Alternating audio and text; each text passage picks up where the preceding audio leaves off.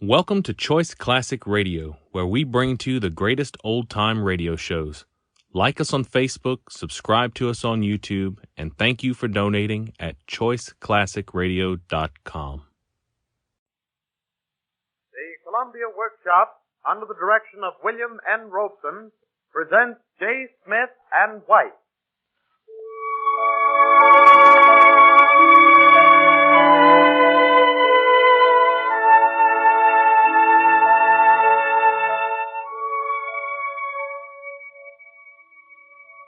Therefore we guide them in parables, because seeing they see not, and hearing they hear not, neither do they understand.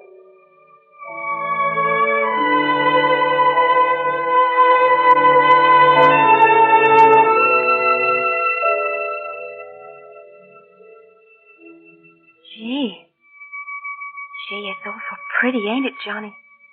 Yeah. It's all right. You know what? It looks something like the gardens in Central Park. Only different somehow. Yeah. Yeah, it does, Mary. I wonder how you'd get in there. Well, I guess there must be a gate somewhere. People have got to get in and out. Yeah. Yeah, sure they do. But they wouldn't go climbing over the fence, could they? No, I guess not. They'd look pretty funny. Sure, there's got to be a gate.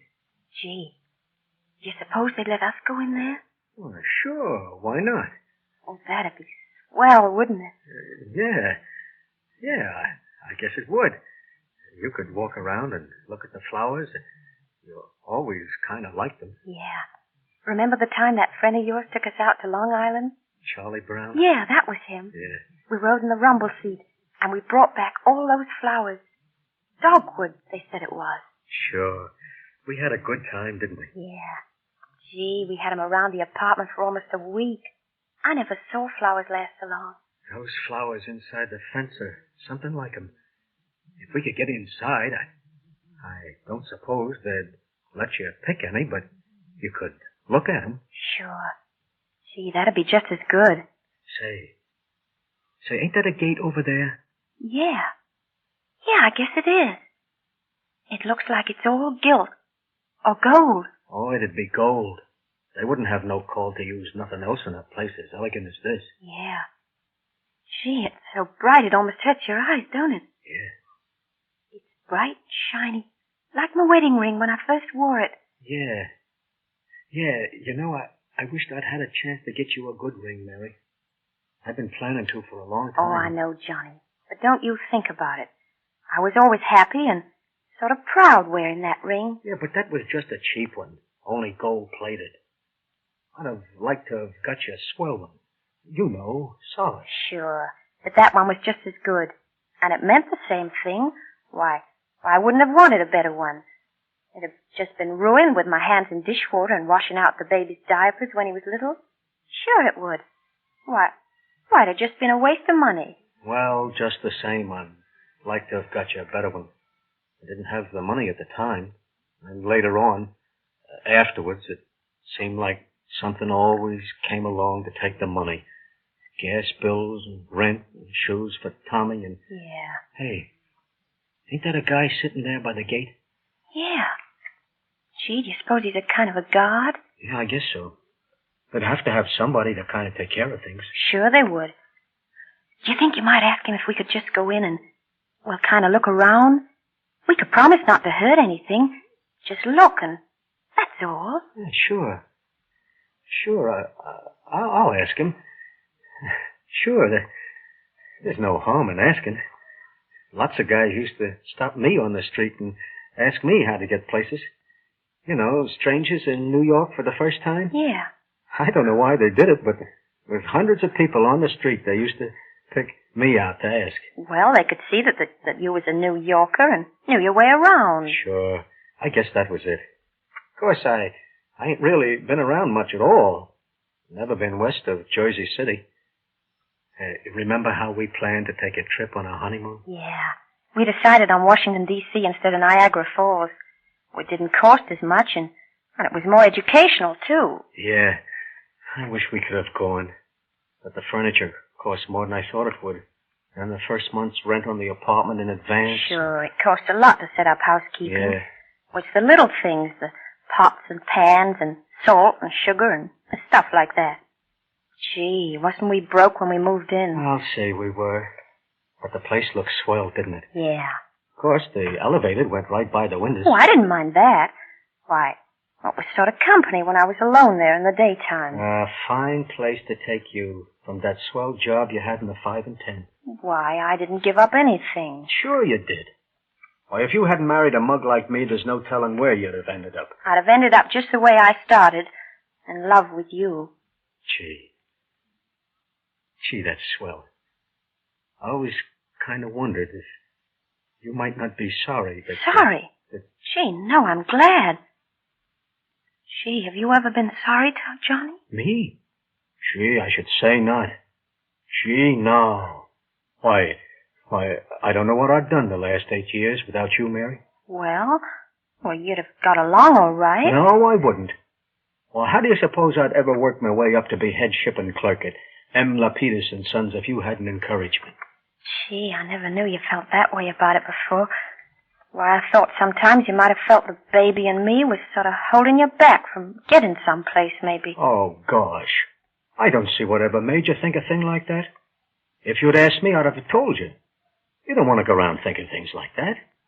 Gee, all you had to do was to say something, and I'd have told you how I felt. Oh, sure, I know that. It don't matter, Johnny. Nothing matters as long as you love me. Sure I do.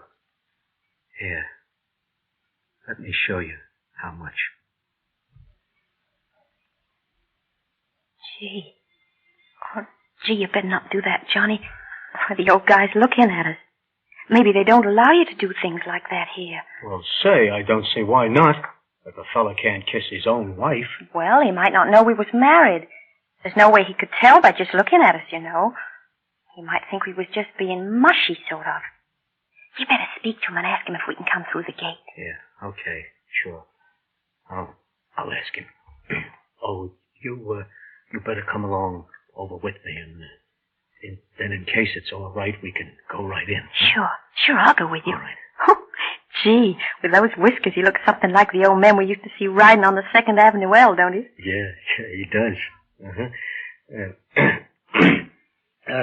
Excuse me, mister. Welcome, my children. Huh? Oh, well, thanks. You have just arrived. Yeah, we just got here. We've been looking around some. That's a nice place you got inside the gate there. Are you the watchman? I am the keeper of the gate. Yes. Yeah, it sure is a nice place. What do you call it? The Elysian Field. Gee, that's a swell name. The Elysian Fields. Ain't that a swell name, Mary? Yeah, it just sort of fits in, don't it? Yeah, it sure does. Yes, sir, it's just sort of tailor-made. I bet you a lot of apartment house owners would like to know about that name. Yeah. It's got class. You know, like Ravenfield Court and Tawanda Terrace. Sure. Gee, I bet you they wouldn't have no trouble at all getting people to move into a place called Elysian Estates or Elysian Gardens. No, sir. Bet you they wouldn't have a single vacancy. Johnny. Huh? Johnny, ask him about us going inside. Oh, yeah, sure.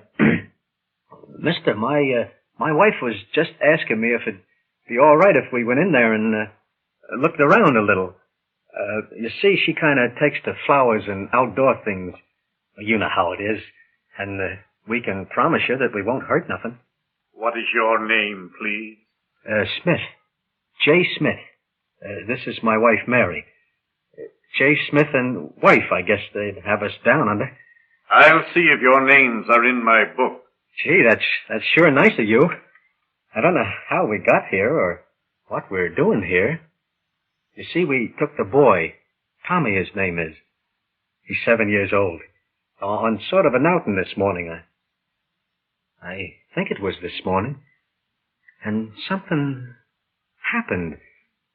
Some kind of accident. Accident? Oh, yeah.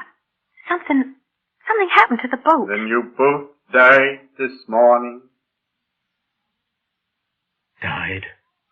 Yes, my son. No. No, that ain't right. We're not dead. We're alive. It is only the dead who pass this way, my dear. But we're alive, sure. Why, we've got to be alive because we've only lived such a little while. Mary. Oh, Mary, Johnny, listen. tell him, explain to him. Let him know that we ain't like he says. Well, I don't know, Mary. Maybe something happened to us in the accident. It's all kind of like a dream. But maybe he's right. But he can't be right, Johnny. We ain't had a chance to do all the things we planned to do. Yeah, I know. Oh, but... gee, don't you see? Who'll take care of Tommy? He's just a baby. Who'll look after him? Oh, well, now, he'll be all right. Mary? Why, sure he will. His grandma, she's crazy about him.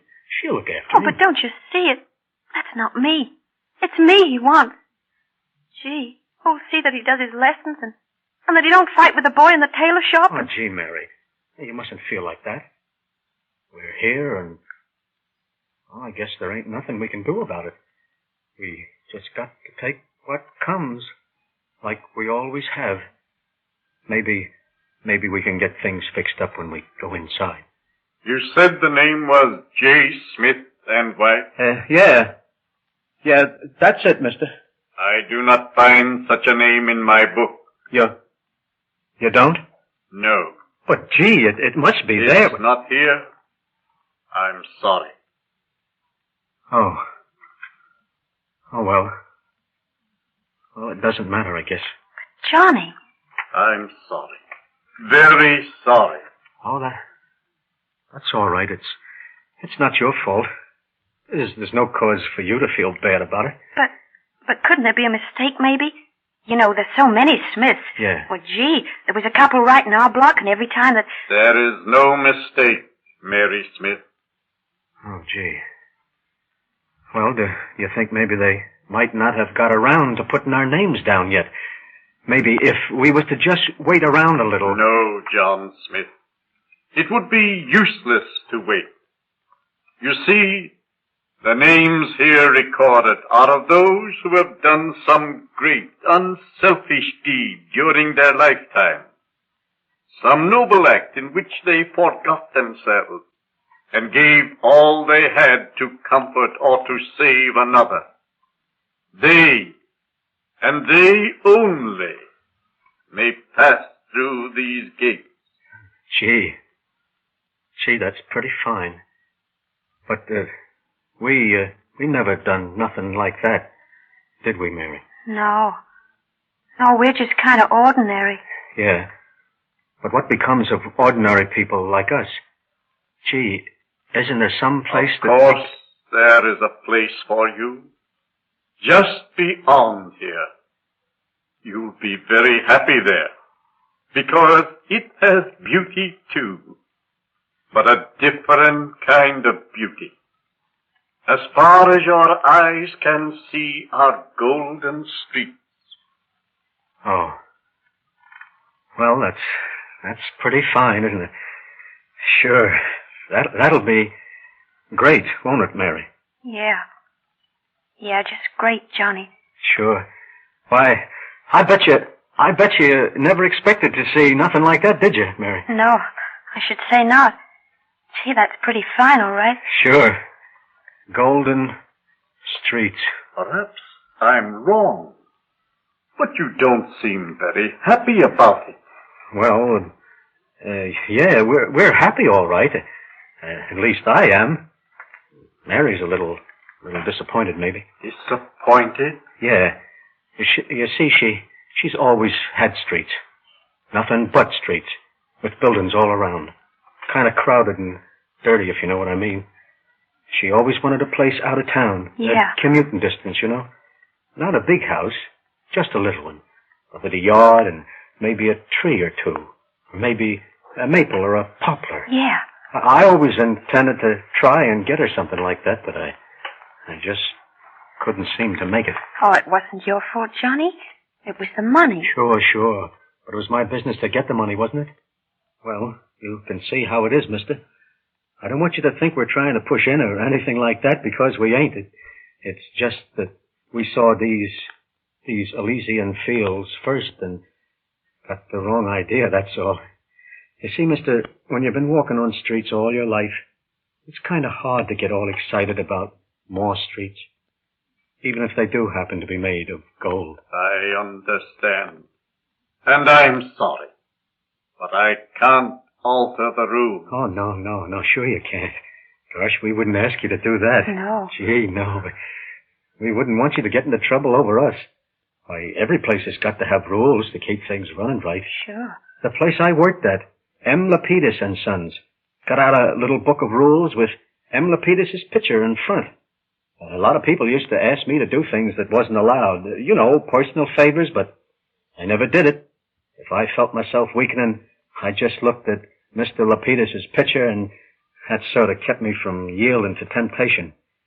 Sure, I'd say to myself, Mr. Lapidus wouldn't make no exceptions for nobody. That's why he's the big shot that he is. I worked for him for going on to 12 years, and I never broke a rule. Yeah, you did, Johnny. Huh? You broke a rule the time that... Oh, yeah. You remember? Yeah, I did. That was the day the baby was born. Yeah.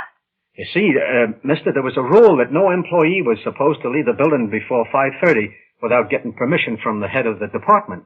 Well, they called me from the hospital about 5 and told me that everything was all right and it was a boy. Well, gee, I was so excited I felt like dancing a jig or something. You can understand maybe how a guy would feel in a spot like that. I waited until 5:20. Then I couldn't stand it any longer. I just got my hat and left without saying a word to Mr. Cochran, who was my boss. Gosh, I guess I was out of my head or something, leaving 10 minutes early with Mr. Lapidus paying me for a full day's work. But Mr. Lapidus was nice about it, though, Johnny. Sure, he's a swell guy. Yeah. And just like he always says at all the employees' banquets, a sort of father to all the people that work for him, just like we was one big happy family. Oh, Mr. Cochran, he sent up a full report to him what I did and why, and you know what he did? Well, any guy who wasn't as big an understanding as Mr. Lapidus would have fired me. But he sent down word that I was only to be docked a half a day's pay for walking out that way 10 minutes ahead of time. Oh, gee, he's a swell guy. I wish you could meet him, mister. Yes. I'm looking forward to meeting Mr. Lapidus. If he ever comes this way.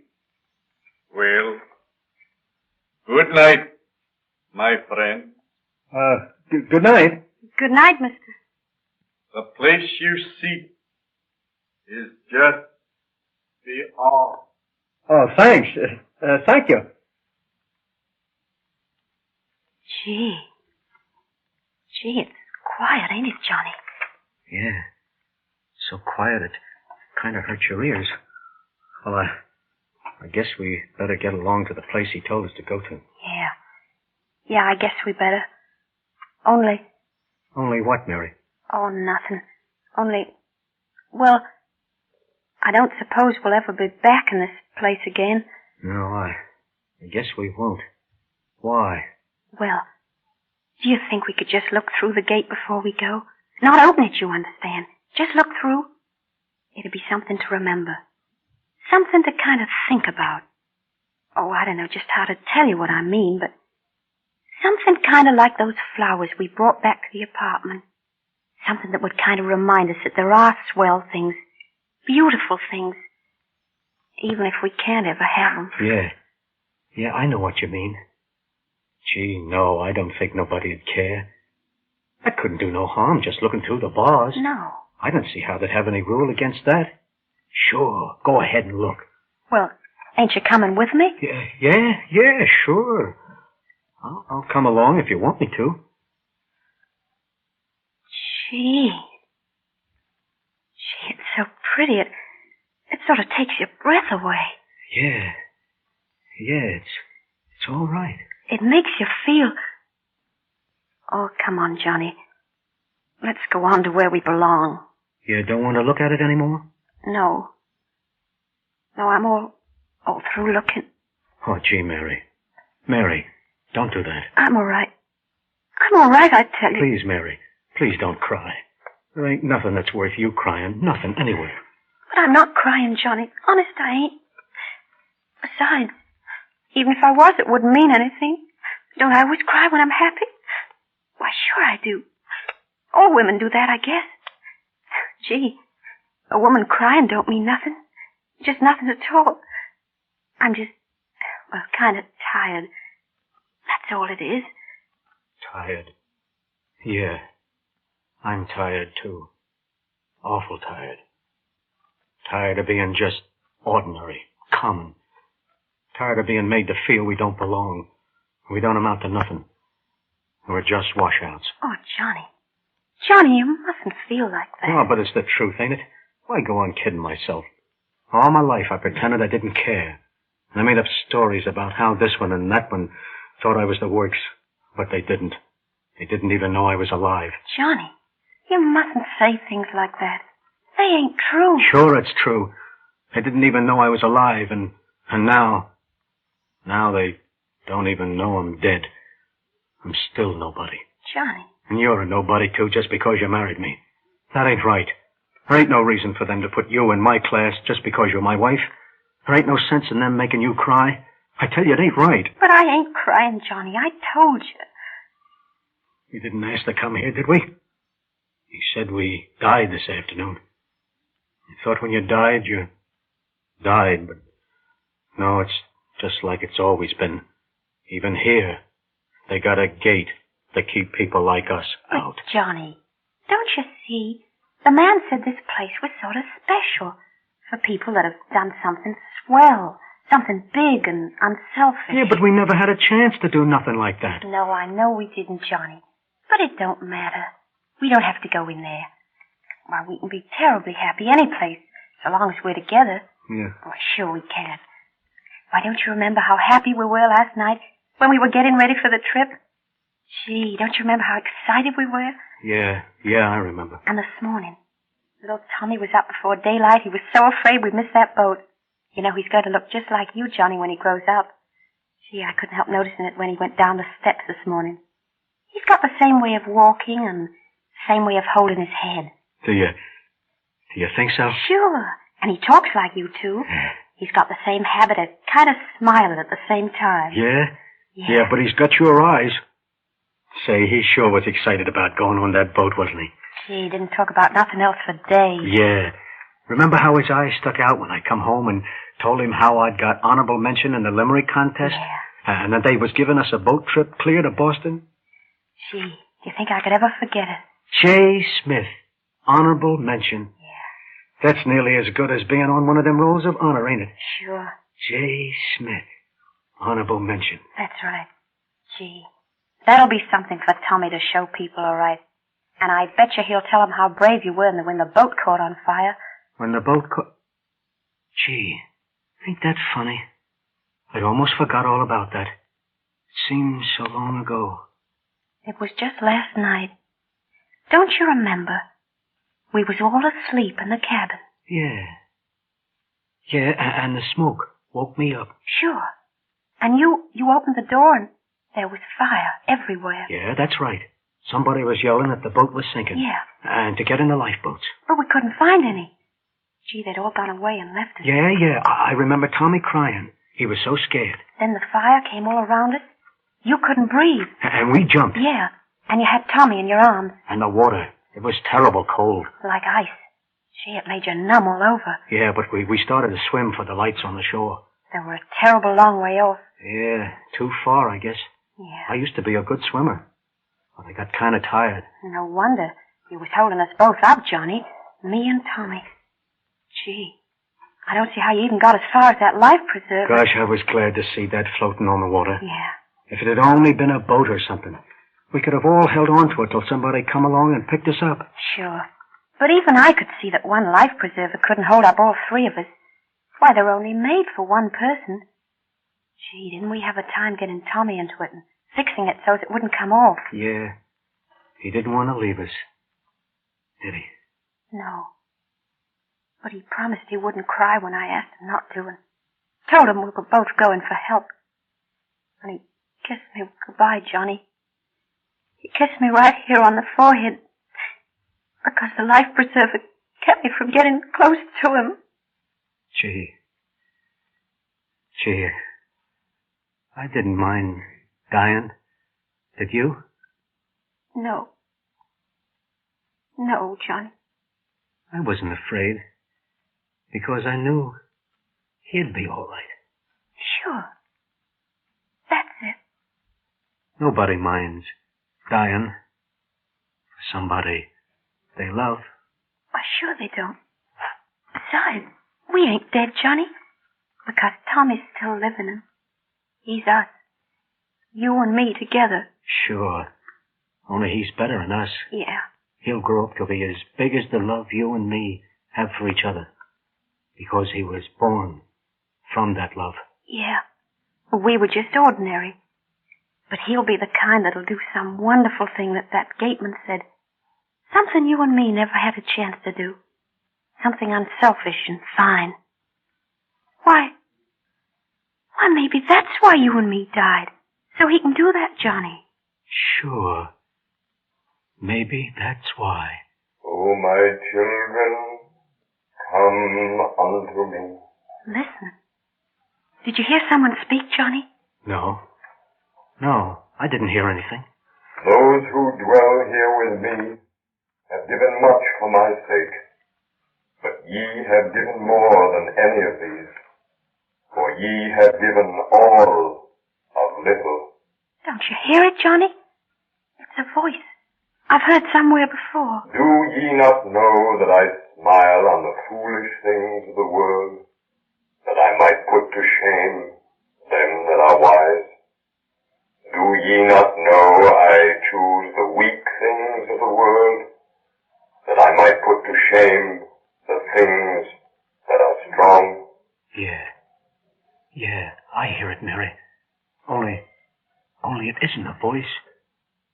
It's more like music. I will go before ye, and make the rough places smooth. I will break in pieces the doors of brass, and cut in thunder the bars of iron. Johnny, look. The gate's standing open. Wide open, Johnny. Yeah. Gee, I didn't touch it, Johnny. Honest, I didn't. I hope nobody will The gates think that. never will be closed against such as ye. Come unto me, and I shall wipe away every tear from thine eyes, and death shall be no more. Neither shall there be mourning, nor crying, nor pain any more. Can ye not hear me? Come. Johnny, the voice. Why, it's speaking to us. Didn't you hear? It's asking us to come on. To come in the gate. Yeah, I heard. But we don't belong there. That's not our place. Or maybe not. Maybe we ain't never been nothing. Maybe we ain't never done nothing. But maybe somebody wants us just the same. Maybe they do, Johnny. Let's go. The Columbia Workshop has just presented J. Smith and Wife, a play without sound effects by Charles Tazewell. The orchestra was conducted by Bernard Herrmann. The players were as J. Smith, Edward Latimer, as Mary Naomi Campbell, the gatekeeper Owen Cole, the voice Arnold Morris. The entire production was under the direction of William N. Robeson. The Columbia Workshop wants to know your reactions to this play without sound effects. Will you kindly address your comments, criticisms, and suggestions to the Columbia Workshop, care of the Columbia Network, New York City. Next week at this same time, the Columbia Workshop will present Margaret LeWorth's dramatization of 7 Waves Away, a short story by Richard Sale, appearing in the April issue of Scribner's magazine. This is the Columbia Broadcasting System.